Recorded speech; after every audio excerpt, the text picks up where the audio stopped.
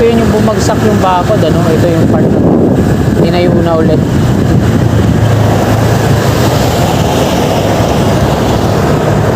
So ayan mga kababayan, no? Kitang kita, no? Ayan mga kasigap, no? Ganda na dito, no? Mga rider dito, anytime na gusto nilang mag U-turn, talagang wala nang ano, kagaya nun, tumawid sa kabila. May center island pa to dito, wala talaga silang, hindi sila pwedeng mag-bypass. Ito yung unang span na na-installan nila ng mga steel girders. Ayan. So dalawang steel girders yung in-install nila. Ito yung pang-apat na install dyan sa taas. Ito yung pang-limang pier column at pang-anim. Dito naman sa ikapito, yan, kinukongkreto na yung mga pad na yon. Tapos dito pinifinishing yung wall.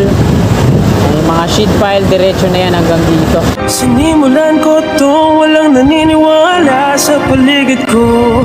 Ano? Kaya magandang hapon po sa inyong lahat mga singkap. Nandito tayo ngayon sa kabahan ng Luton Avenue. Galing tayo dito sa Bonifacio Naval Station, BNS Navy.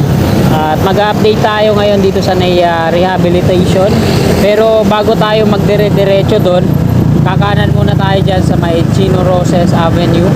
Silipin ulit natin yung Senate Building, intersection po yan. At ito na, Chino Roses Avenue na po ito dito.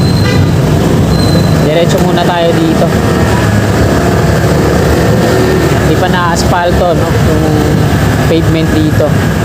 Pero binakbak na po nila yan. Ayan, nandito na tayo sa may Senate Building. Ayan, ito yung pader nila, ay yung bakod.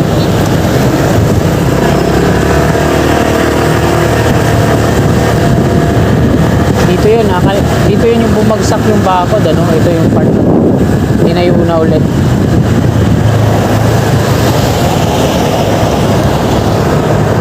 So ayan mga kababayan, no? Kitang kita, no?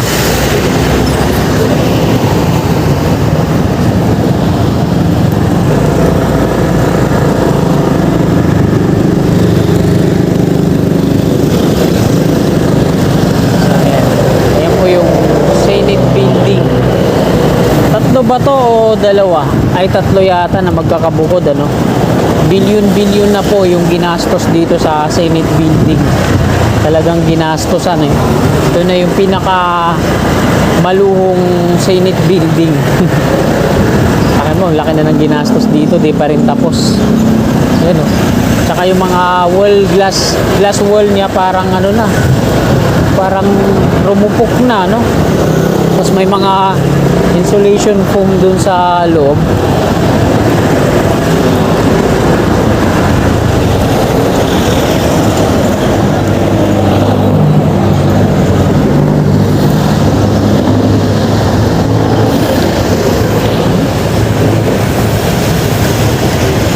Ayan, may bulldozer po dito, ay excavator.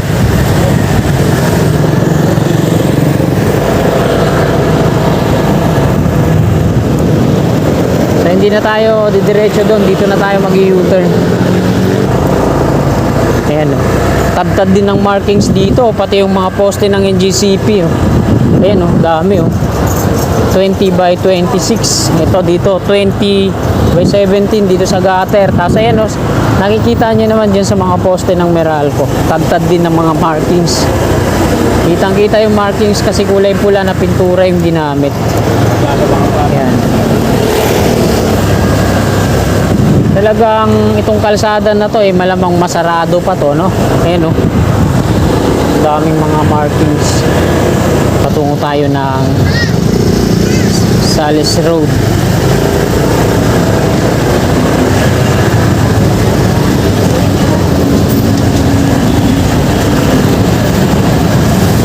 Gate 3 Plaza.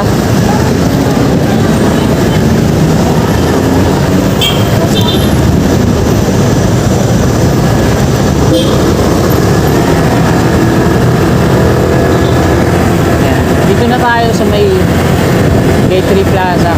Ayan yung Skyway Stage 1.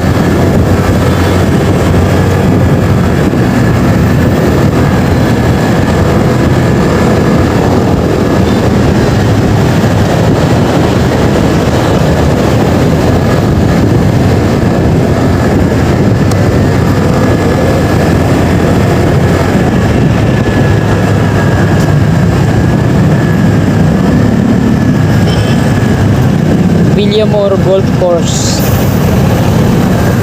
Sales Interchange.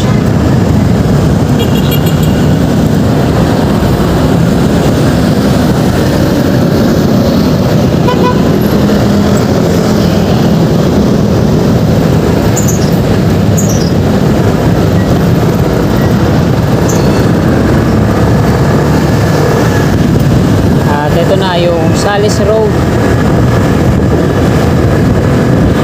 Pakita ko sa inyo dito sa Sales Road yung Center Island dito sa kaliwa natin.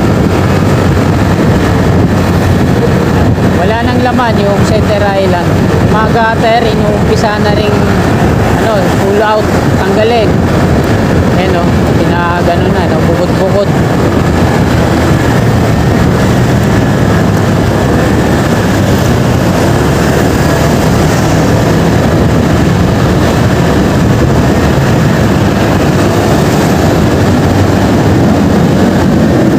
Pagdating dito sa Tawid, ayan, wala nang mga gutter yan, Center Island. Ang nandito na lang ito yung mga poste na natural. Arangal naman alisin yung poste. Mayroong mga hazard markings na yan. Ayan. Kailangan naman alisin yung poste yan.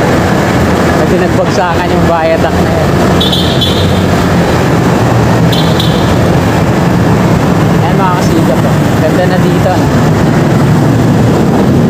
Mga rider dito anytime na gusto nilang mag-U-turn, talagang wala nang kagaya nun tumawid sa kabila. May Center Island pa to dito, wala talaga silang, hindi sila pwedeng mag-bypass. Nakanan muna tayo dito, Service Road.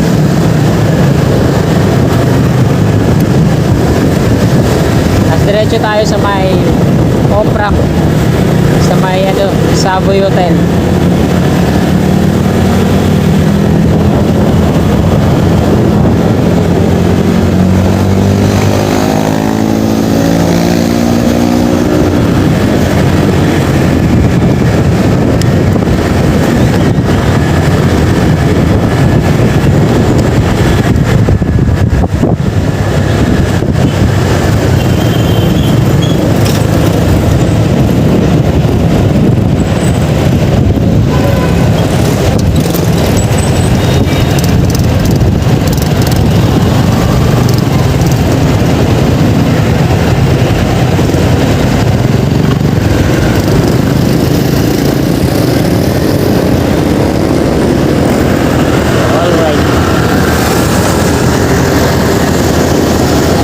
Natin yung on-ramp sa mga magtutungo ng Cavitex, NIA, mga Pagal at NAIA Terminal 1 and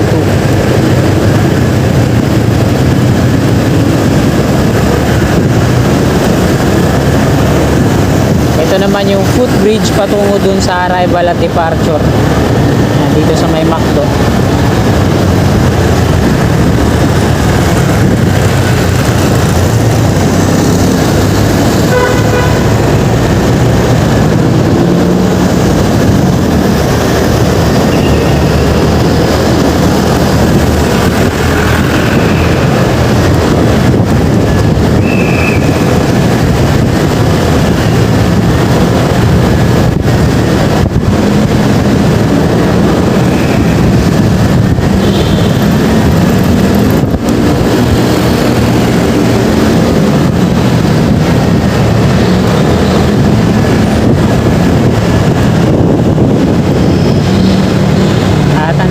Tayo sa kanan yung Savoy Hotel.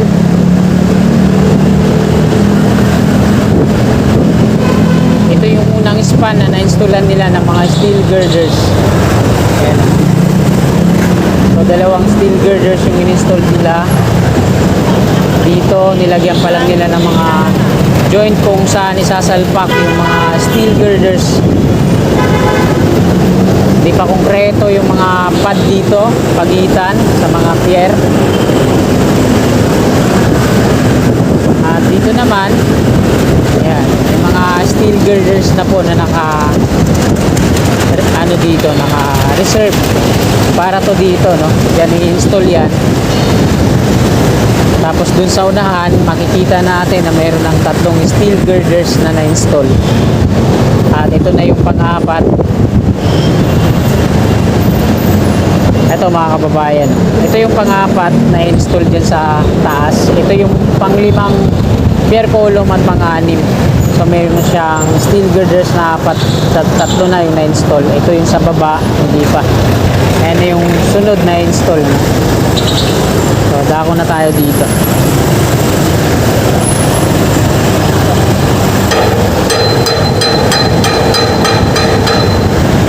Ilalagyan nila ng mga nut yung bawat putol.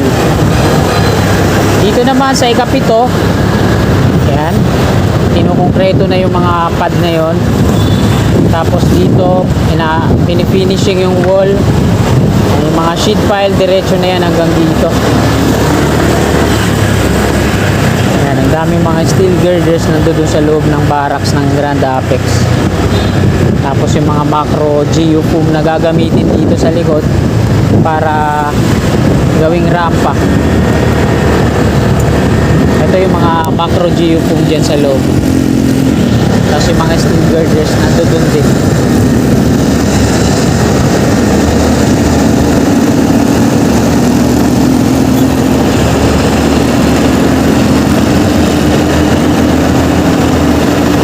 Ito naman yung mga karagdagang mga steel girders na nilabas nila galing dito. Dito nila ina-assemble yan. Putol-putol pa yan.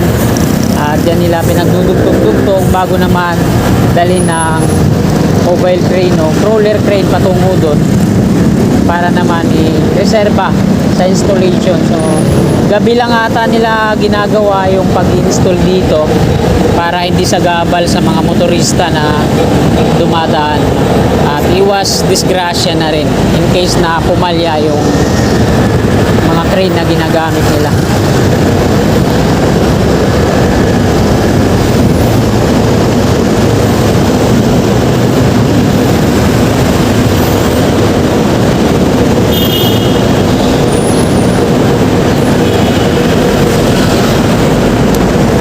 Dito tayo.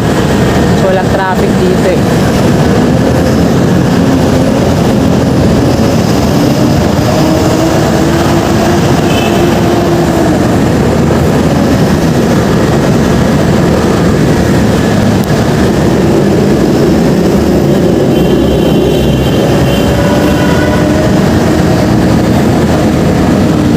Yan, napakaligabok, sakit sa mata. Grabe. Wala na yung signage dito na galing sa taas, no? Yung naiiyaks na bumagsak. Ayan, no? Wala na, tinanggal na dito. Galing yan doon sa taas, sa may, ano, sa may gantry.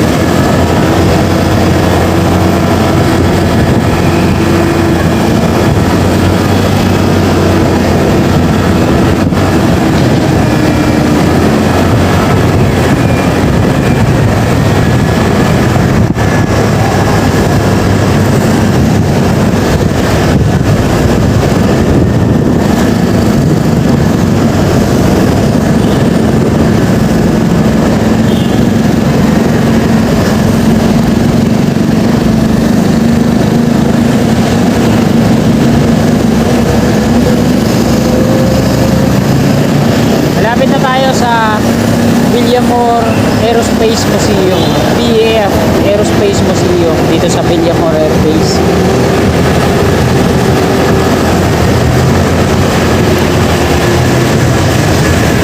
Ayan, dahil papasok pa ako dito hanggang alas 6.